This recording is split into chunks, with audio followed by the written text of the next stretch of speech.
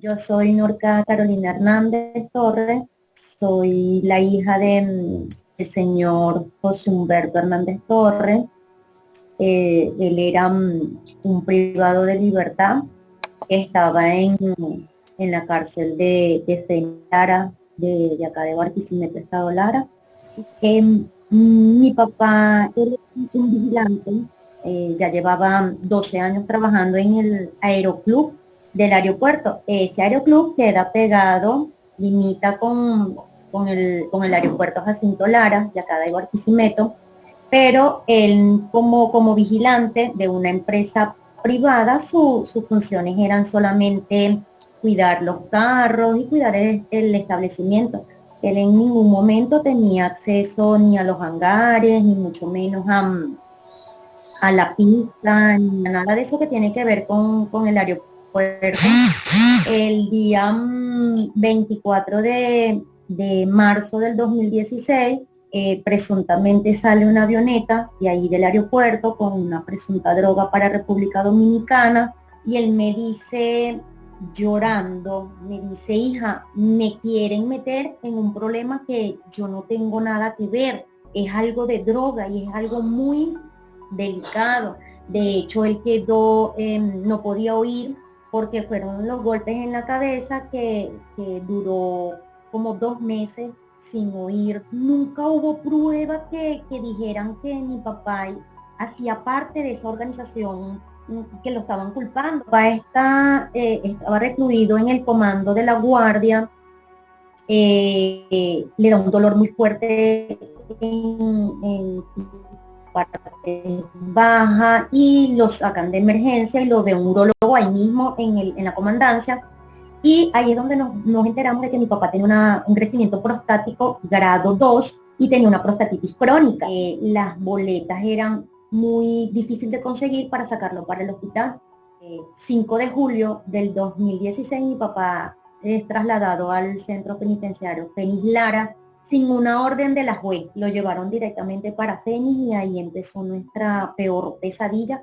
De hecho, cuando llega la pandemia, hace la situación aún más difícil porque ya no permitían ya ni comida, ni que lo viéramos, ni nada. Yo duré un año, casi un año sin verlo. Yo lo vine a ver fue el 24 de diciembre que dieron una visita, y ya ahí la situación de mi papá era ya muy, muy horrible.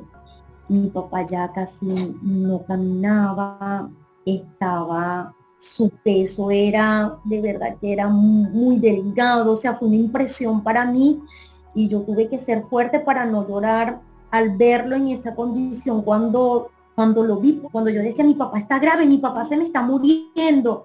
Decían que yo era una exagerada y eso que yo tenía fotos, tenía la placa donde también se mostraba que ya en los últimos meses, en enero, resulta que mi papá hace un derrame pleural, su pulmón izquierdo estaba más de la mitad lleno de líquido, y en el momento en que nosotros le hacemos una placa, sale que también tiene una neumonía. Cuando lo pudimos sacar para el hospital, hablamos con el doctor y lo señala a mi papá y grita y dice que nadie, le dice a los estudiantes, que nadie lo atienda, porque el señor tiene COVID. Lo señala, lo sentencia, le quita su derecho a ser atendido. Un compañero de celda que me llamó y me dijo: señora, si ustedes no sacan al señor Humberto de aquí, el señor Humberto está dando ya sus últimas fuerzas. Me voy yo para los tribunales y empiezo yo a rogar. A mí lo único que me faltó fue ponerme de rodilla ante mucha gente, porque supliqué que de verdad necesitaba una boleta de traslado porque mi papá sí se me estaba muriendo. Yo le estaba diciendo, y en ese momento yo vengo y le digo: pero póngale oxígeno, por favor, porque mi papá todavía estaba vivo. Póngale oxígeno. Cuando fin pudo llegar a donde estaba mi papá, le hacen como la mueca de ponerle el oxígeno y ahí me saca el doctor manda a sacarme, y cuando yo salgo, a los 5 minutos muere mi papá. Yo tengo una conversación por WhatsApp con la ministra de Asuntos Penitenciarios, y bueno, cuando ella se dio cuenta del caso que era, dejó de responderme. Yo le mandé por WhatsApp la medida cautelar de mi papá y sale como ella la revisó, y sale. Entonces sí tenía conocimiento de la medida cautelar que le habían otorgado a mi papá. ¿Por qué lo condenaron a muerte? Porque si sabían que mi papá era una persona inocente, porque llegaron al extremo de violarle su derecho a la salud.